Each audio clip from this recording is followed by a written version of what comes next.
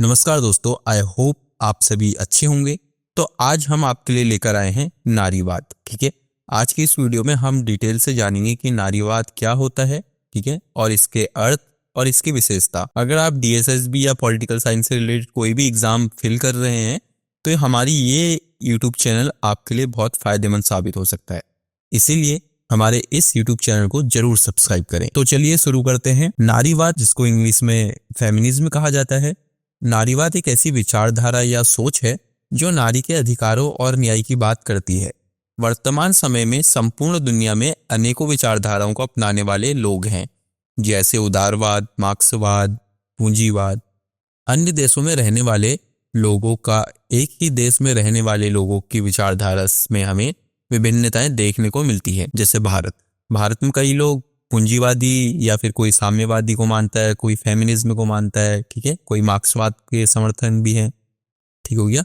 तो यहाँ पे देखिए, जैसे कई लोग पूंजीवाद विचारधारा का समर्थन करते हैं तो कई समाजवाद विचारधारा का, कई नारीवाद विचारधारा और नारी पर हो रहे अत्याचार और भेदभाव का विरोध करते हैं तो कई समर्थन करते हैं। नारीवाद समाजशास्त्र और राजनीति का एक ऐसा टॉपिक है जिसको प्रत्येक छात्रों के लिए जानना बहुत आवश्यक है। वर्तमान देश दुनिया की परिस्थिति को देखते हुए यह और भी जरूरी हो जाता है कि हम नारीवाद की विचारधारा को समझें और नारी के अधिकारों को जानें, जिससे नारी पर हो रहे अत्याचार और महिला में होने वाले शोषण को रोका जा सके।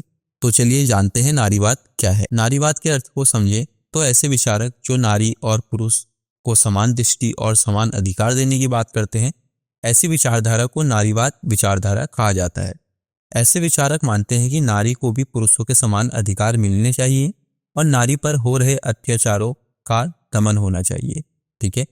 नारीवाद विचारधारा को प्रतिपादित करने का प्रथम श्रेय ब्रिटिश की महिला मेरी और स्टोनक्राफ्ट को दिया जाता है। इन्होंने अपनी पुस्तक vindication of the right of women में नारियों के अधिकारों की बात कही थी, जो वर्ष 1978 में पब्लिश हुई थी। इसके पश्चात नारीवाद या फेमिनिज्म की विचारधारा का विकास करने का उत्तरदायित्व जे.एस. मिल ने उठाया। ये बहुत बड़े राजनीतिक वेस्टर्न पॉलिटिकल थॉट थिंकर थे। इन्होंने अपनी पुस्तक सब्जेक्टिव ऑफ वुमेन में नारीवाद की विचारधारा को पूर्ण रूप से विकसित करने का कार्य किया, जो वर्ष 1869 में प्रकाशित हुई। जे.एस. मिल ने इस पुस्तक में नारी और पुरुष के समान अधिकारों की बात कही। इस पुस्तक के माध्यम से इन्होंने माना कि स्त्री और पुरुष एक दूसरे के सहचर हैं, मतलब साथ साथ चलते हैं। ठीक है। एवं कोई किसी पर प्रभुत्व स्थापित करने की बात नहीं कर सकता, मतलब कोई भी किसी पर अधिकार स्थापित करने की बात नहीं कर सकता, या ये नहीं कह सकता कि हम महिला से बड़े हैं या फिर पुरुष जो है वो बड़े हैं, ठीक है, या फिर पुरुष नीचे हैं या महिला ऊपर है, ऐसा कोई नहीं कह सकता। मतलब दोनों समान है, इक्वल है। इस पुस्तक के माध्यम से जे.एस. मिल नारी के मताधिकार का समर्थन किया था। ठीक है, मतलब वो कहना चाह रहे थे कि नारियों को भी, महिलाओं को भी वोट देने का अधिकार है, और कहा कि नारी को भी पुरुष के समान अधिकार प्राप्त होने चाहिए। नारीवाद के समर्थक साइमन डी बिवेरिये ने अपनी पुस्तक सेकंड सेक्स में नारियों की स्थिति का वर्णन करते हुए कहा कि स्त्री पैदा नहीं होती बल्कि उसे बना दिया जाता है। इस पुस्तक के माध्यम से इन्होंने नारी को आत्मनिर्भर बनाने की भी बात कही थी। नारीवाद महिलाओं के विकास की बात करने वाली विचारधारा है, जो सदैव महिला शक्तिकरण या वुमेन एम्पावरमेंट की बात करते आई है। वर्तमान समय में नारियों पर हो रहे अत्याचारों और शोषण को देखते हुए यह आवश्यक है कि प्रत्येक स्थिति, चाहे वो पढ़ी लिखी हो या अनपढ़, चाहे वो गरीब हो या अमीर, उसे आत्मनिर्भर होना बहुत आवश्यक है। तभी नारियों का अस्तित्व एवं उसकी स्थिति में सुधार किया जा सकता है।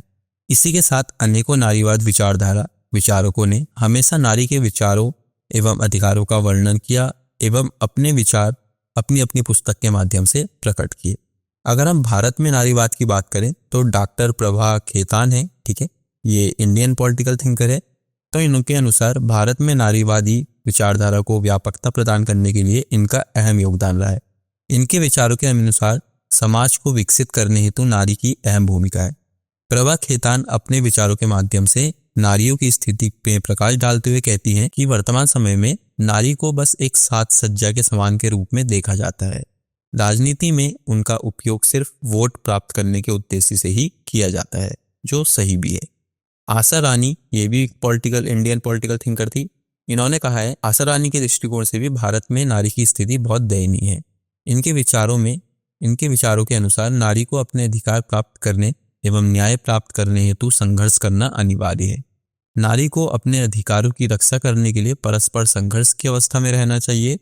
आशा रानी मानती थी कि नारी की तुलना में पुरुषों से नहीं करनी चाहिए, क्योंकि नारी पुरुष की तुलना में श्रेष्ठ है। वह पुरुष को जन्म देती है। इस कारण आशा रानी महिलाओं का स्थान पुरुषों से उच्च मानती है। भारत में सदैव ही महिलाओं के अधिकारों एवं उन पर हो रहे अत्याचारों की बात कही जाती है। इसके बाद भी आधुनिक समय में अनेकों कानून होने के बाद भी महिलाओं से संबंधित अपराधों में वृद्धि ही हुई है, किंतु पहले की तुलना में वर्तमान समय में नारी अधिक आत्मनिर्भर बनी है। प्रत्येक व्यवसाय और क्षेत्र में नारी सदैव उच्च प्रदर्शन करते आई है, जिस कारण यह कहना गलत नहीं होगा कि नारी ने खुद का विकास स्वयं किया है।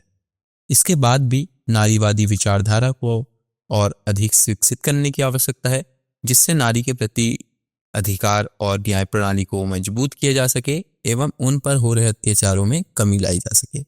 आई होप आज की हमारी ये वीडियो आपको बहुत पसंद आई होगी।